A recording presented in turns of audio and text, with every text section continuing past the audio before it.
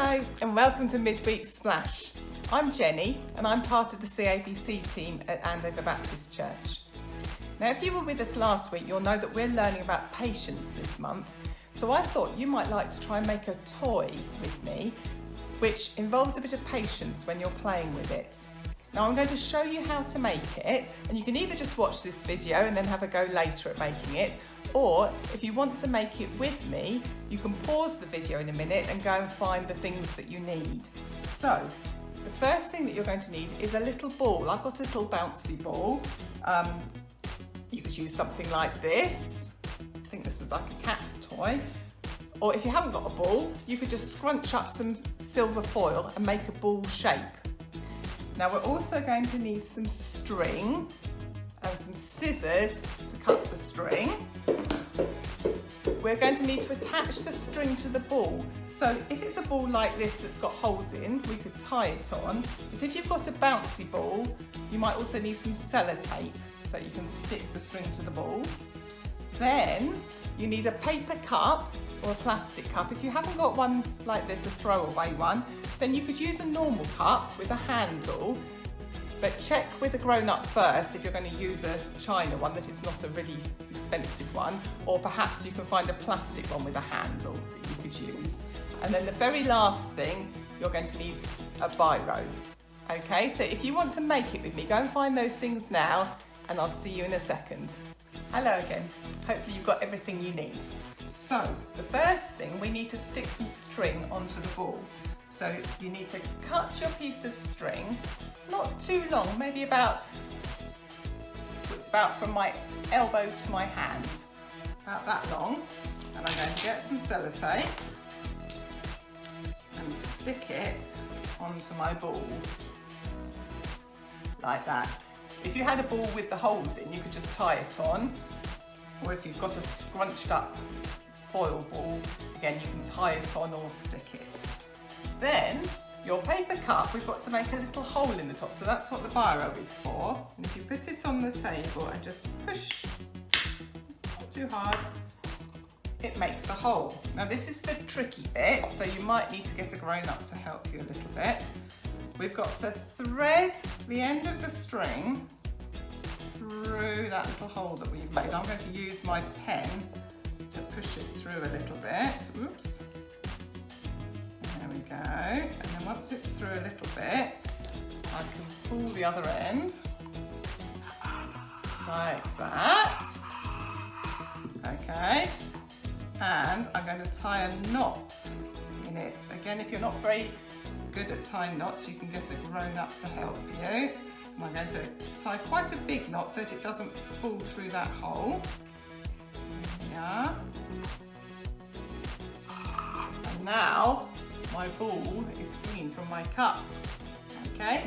If you didn't have a cup like this and you had a cup with handles, you don't have to make a hole in it. All you have to do is tie the ball to the handle. I'm going to use my silver foil ball for that one. Okay, so I'm just tying a knot on there. Okay, I've got my ball hanging from my cup. Now the aim of the game is to hold the cup and to try and get the ball into there by swinging it. Oh, I caught it. Now, it's a bit frustrating because it doesn't always work. Whoa. And you have to be quite patient, waiting to catch it. I can't do it again. Yes, I did it. Okay, and if you've got one with a handle on, it's the same thing. Trying to catch it. Oh dear, but staying patient while you're waiting to do it. Don't know if I can do this one. I think I'm going to give up on that one for the moment. I hope you have fun playing with those and you can practice being patient while you're trying to get that ball to go into the cup. Now, if you watched the Splash on Sunday video this week, you'll know that the story was all about the Israelites waiting for Moses to come down from the mountain. But they got impatient and they ended up upsetting God by building a golden calf to worship instead of him. Now, if you haven't seen the video yet, you could ask a grown-up to find it for you, either on YouTube or on the church websites. Now, the bottom line from that story this week is this: When you have to wait, remember what is true. The Israelites got impatient and they forgot that God had already rescued them and had promised to look after them. They were fed up of waiting and of all the difficult things that they were having to cope with, so they made a decision that wasn't good for them. Because they were impatient, they didn't realise that by waiting, God would be able to give them something far better than a golden calf. Now, sometimes we get impatient, don't we? Especially if we're made to wait to have something nice. Look at this lovely, yummy chocolate cake. And ice cream too. Who has ever been told that they can't have dessert until they've eaten their dinner? It just looks so yummy. I want to eat it all now.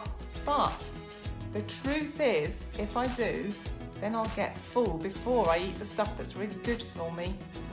So I'm going to put it there and be patient and have it after my dinner.